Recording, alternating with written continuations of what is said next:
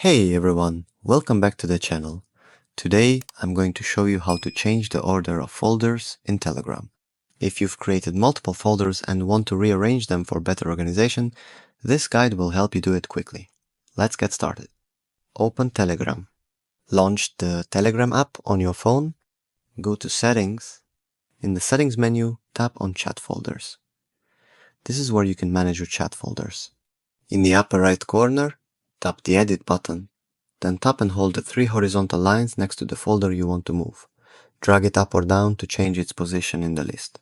Once you've rearranged the folders, tap Done in the top right corner to apply the changes. And that's it.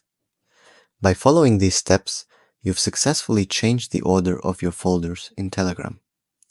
Now your chat list is more organized and easier to navigate.